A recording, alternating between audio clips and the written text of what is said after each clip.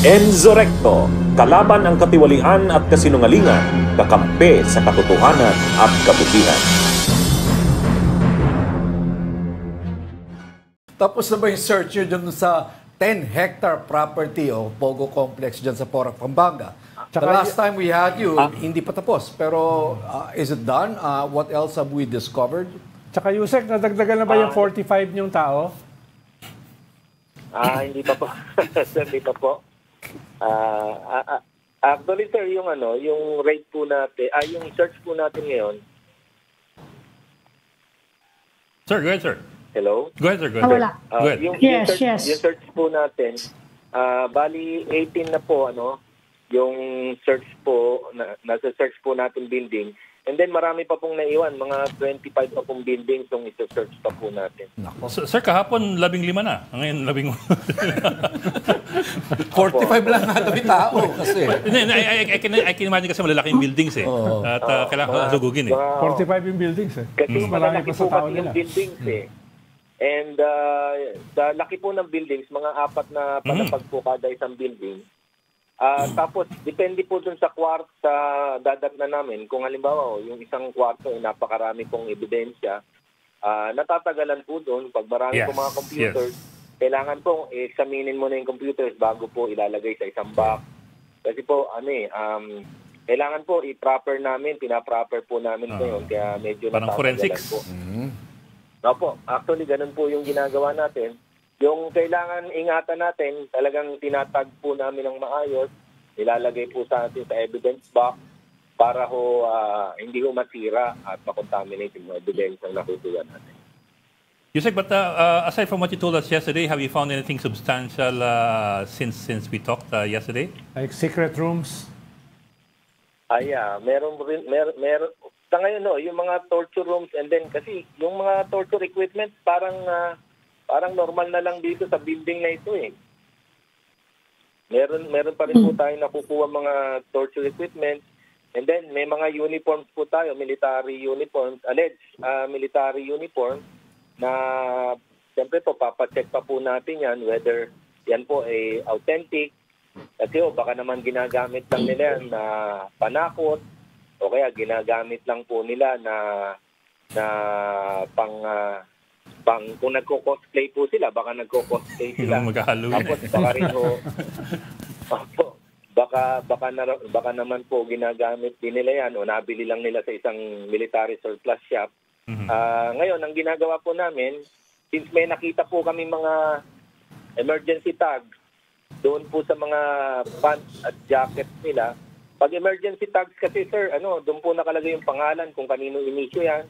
Doon po nakapangalan kung ano yung blood type mo niya, kung anong service po niya. Yun po ang kailangan natin i-verify with the other law enforcement agencies na counterpart po natin sa ibang bansa. Yusek? Yusek, can you tell us more? Saan nakita itong mga uniforme? Kasi yan ang pinag-uusapan ngayon ng mga tao eh. Dalawang building po yan. As I can remember, I think 3 sets were found in building 11 and the other 3 sets yata ma'am sa isang building 13 po. Kung tama po yung pagkaka-recall po. Opo. Doon ba siya sa yung malapit sa torture chamber na sinasabi ninyo? Doon sila nakita, malapit? Yung mga Or doon mismo sa chamber? Yung mga buildings po na yun. Yung mga buildings po na yun, parehas kung... Hello, ma'am? Yes. Opo. Yes, ma'am. Yung mga buildings po na yun, parehong nakitaan ho ng mga torture equipment din. So, I don't know kung mga... Opo. May mga torture equipment din po kasi nakita dun sa mga buildings na yun. Sir, can you qualify that? When you say torture equipment, what exactly are we referring to? Pang-kuryente ba? We're referring to yes. These are baseball bats.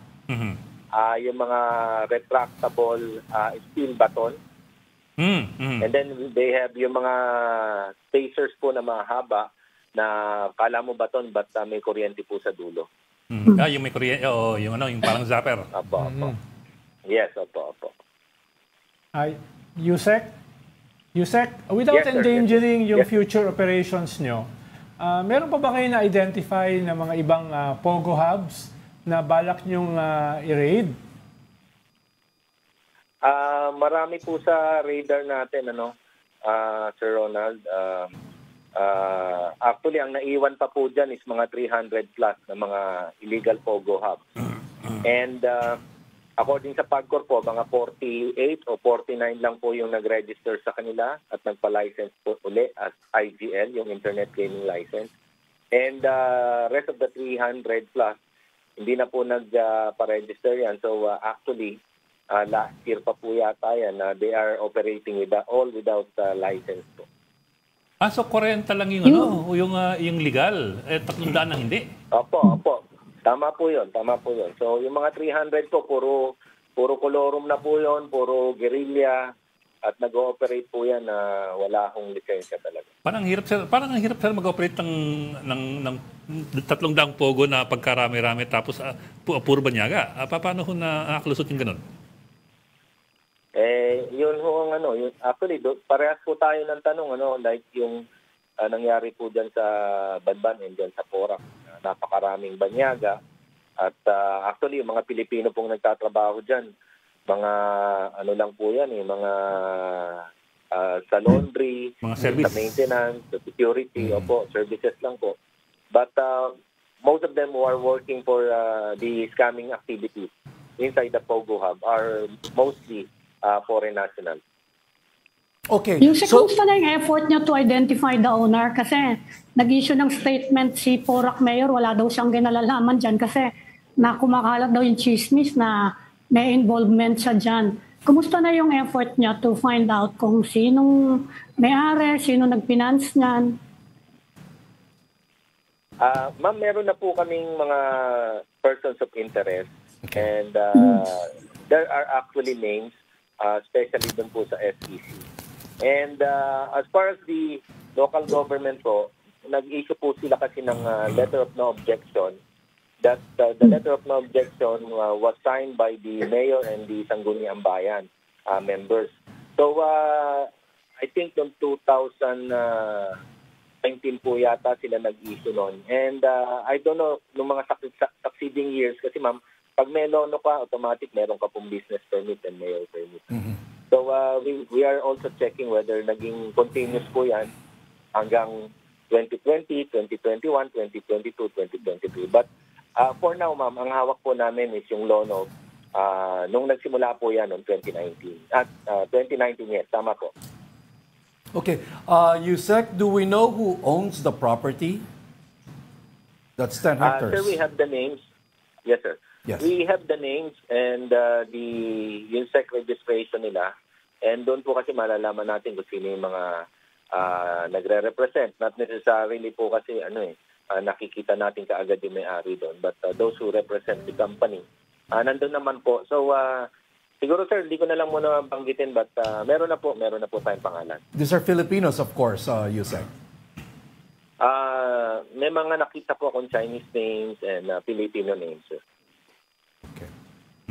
Yusek, kasama ba sa mandate nyo na imbestigahan itong mga enablers na malamang ay kasama dito sa organized criminal syndicates na ito? Halimbawa, sa Bureau of Immigration. No? Di naman, imposible naman itong mga to nakapasok nang wala silang kakutsaba sa BI. So, kasama ba sa mandate ng PAOK yung imbestigahan itong mga enablers na ito? Yes, sir. Actually, kasama po yan. But we need to coordinate with other agencies like yung sa Ombudsman po, sa DILG, especially if they want to be investigated are mga local government officials. So, kino-coordinate po natin sa DILG yan, sa SOLGEN po, and of course the Ombudsman pag magpapile po tayo.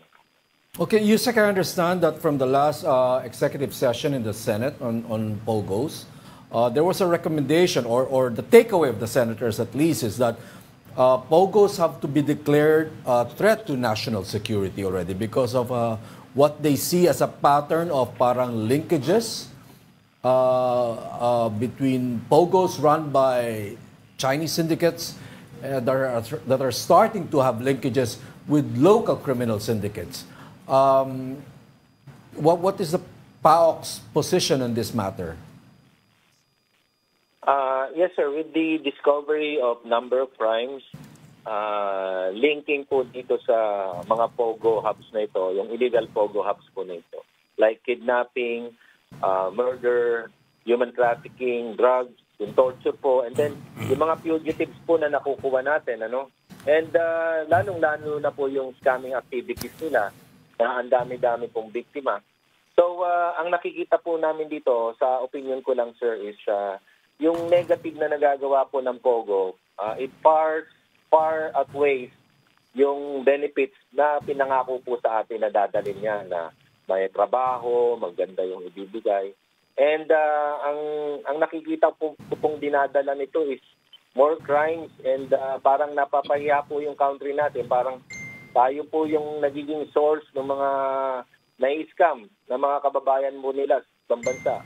Kasi yun po yung sinasabi sa akin ng mga counterparts po natin pag may mga meetings po kami, dahil yung dating maliit nilang crime rate, masyado pong tumaas dahil sa dami ng mga online scams na ang pinagmumulan po pag may trace nila dito sa atin ang gagaling. Okay, clarification lang, Yusek. You mentioned scamming activities involving these POGOs. Yung mga target ba ng scamming activities na to are Filipinos already?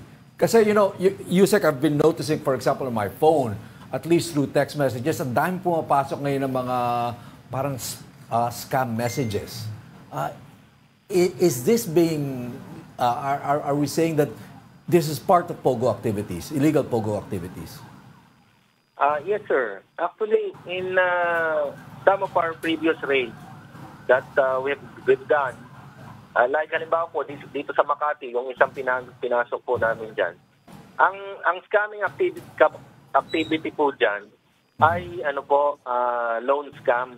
So yung mga natatanggap nyo na mga messages na sinasabing do you need loan? Do you need loan with the lowest interest? Doon po nanggagaling yan.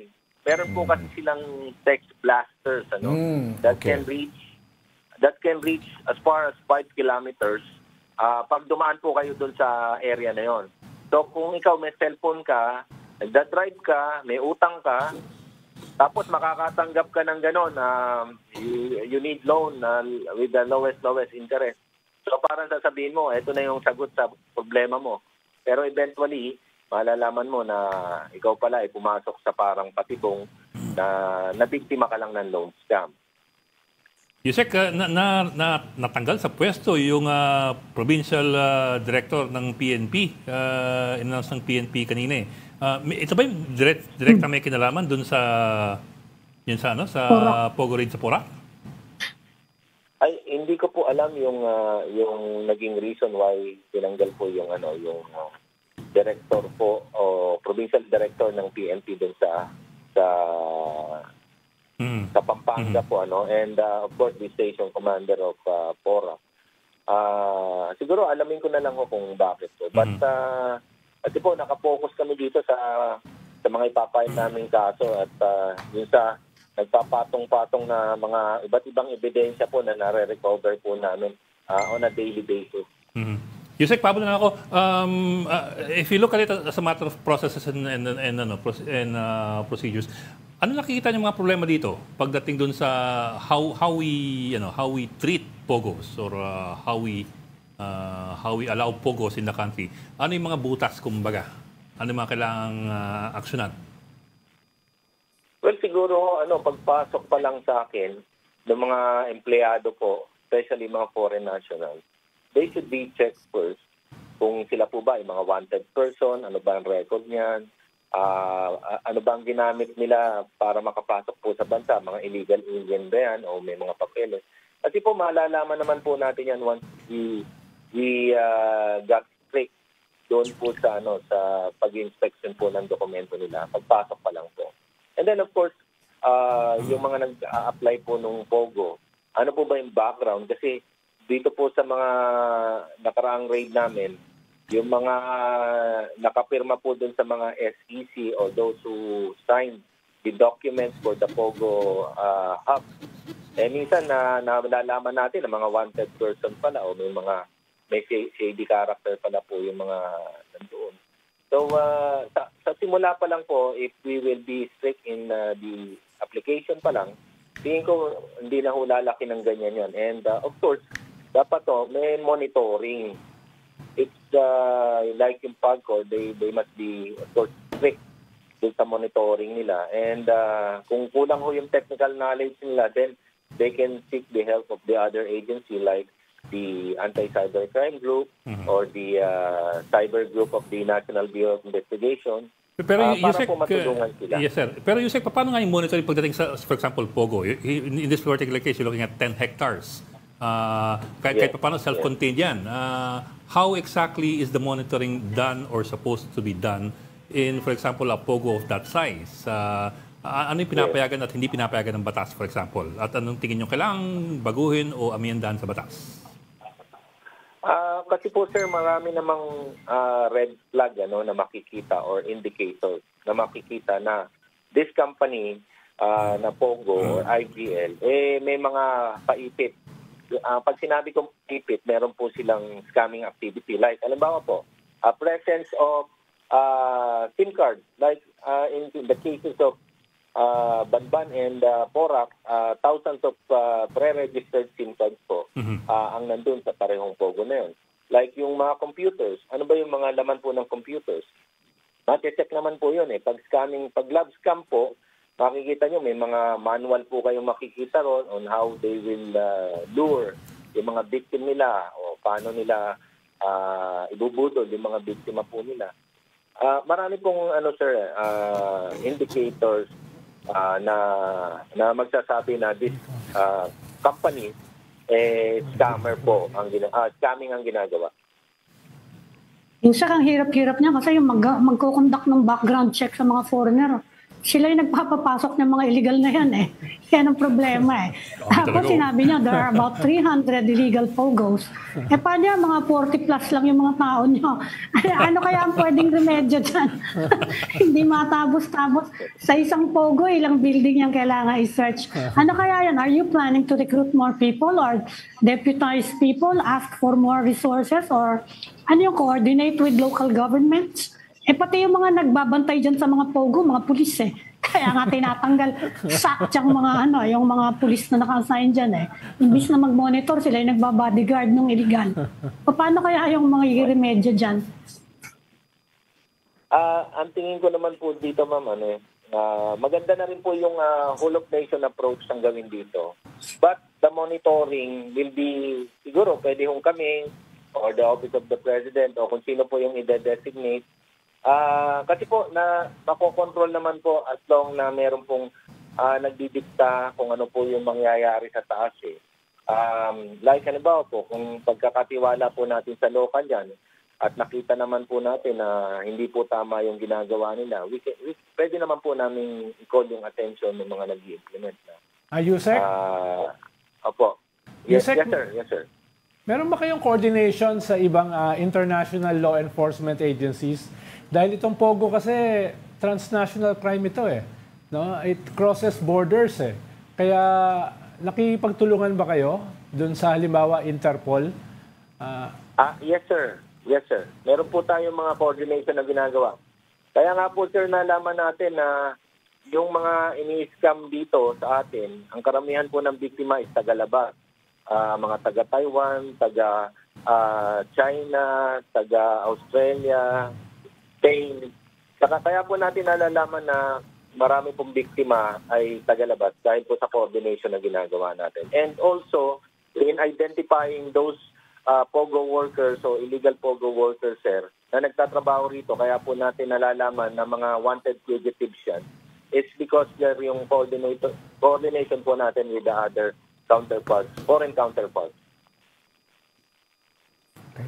Okay. May kulanong salita na ang ibig sabihin dito ay ang pagkakaisa. Bunyog Party List. Halika na, Bunyog Party List ka na. Halika na, Bunyog Party List ka na. Sa susunod, ang atinang suportahan, Bunyog Party List, nagtataguyod ng katotohanan, lumalaban para sa bayan.